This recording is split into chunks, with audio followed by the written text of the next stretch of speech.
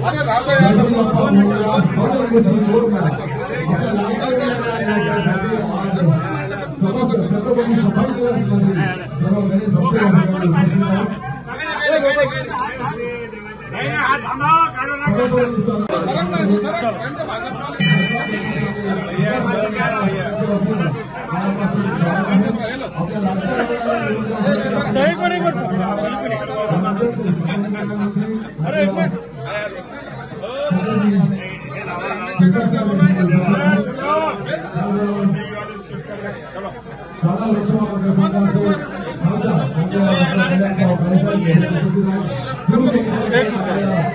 थोडं कॅमेरा आले पण जागा करू द्या थोडेसे.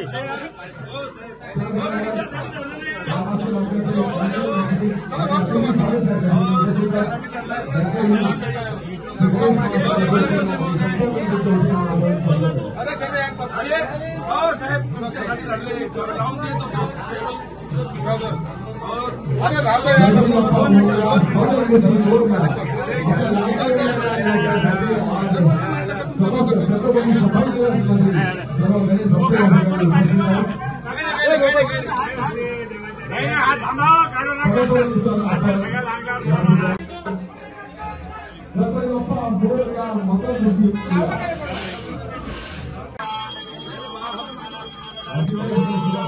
खाली बसून या आता.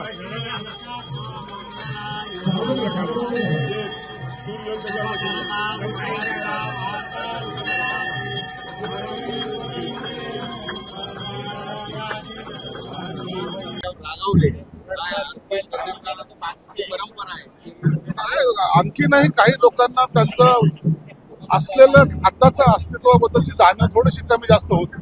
पण कधी कधी त्यांना सांगावं लागतं की बाबा आता हे नाही ते दिवस, जे दिवस आहेत त्या दिवसाप्रमाणे थोडंसं असलं पाहिजे. माणसाने परिस्थिती जाणीव ठेवली पाहिजे हे सगळ्यांनाच तेच सांगत होते का स्टेजवर.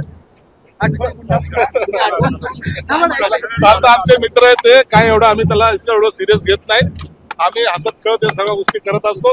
गणपती उत्सव हा आमच्या जिल्ह्यातला आमच्या शहरातला प्रत्येक राजकीय पक्षाचा कार्यकर्ता असेल, नेता असेल, मंत्री असेल, आम्ही सर्वजण एकमेकाच्या हातात हात घालून हा उत्सव साजरा करत असतो. सगळ्यांना सोबत घेऊन जात आहे. आता एकटे उरलेले ते सर्वजण आमच्या सोबतच आहेत, महायुती सोबत आहेत. महायुती आणखी मजबूतीने काम करेल. आगमनापासून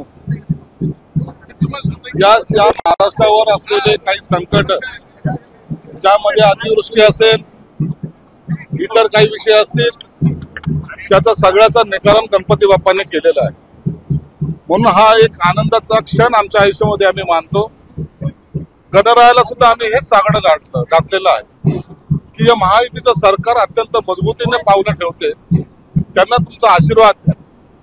जे संकट येतात ते निवारण करण्यासाठी आम्हाला ताकद द्या. आणि ज्या अतिवृष्टीमुळे शेतकरी हवालदिल झालेला आहे त्याला आम्हाला बळ द्यायचंय, त्याला त्याच्या पायावर उभं करायचंय. त्यासाठी सुद्धा हे सरकार कटिबद्ध आहे. त्यासाठी आम्ही सगळे प्रयत्न करतायत. आमचे सहकारी अतुल सावे आहेत, ते स्वतः नांदेडला अनेक ठिकाणी जाऊन आले. म्हणून हा उत्सव साजरा करत असताना ज्याच्यावर संकट आलं त्यांना सुद्धा धीर द्यायचं काम हे सरकार करतो. म्हणून आम्ही दोन्ही भूमिकेमध्ये आहोत. म्हणून गणरायाला साकडं घातलंय की आम्हा सर्वांना, सर्व शेतकरी बांधव असतील, कष्टकरी असतील, सर्वसामान्य असेल, यांना सगळ्याला बळ दे. कोणतंही संकट आमच्यावर येऊ.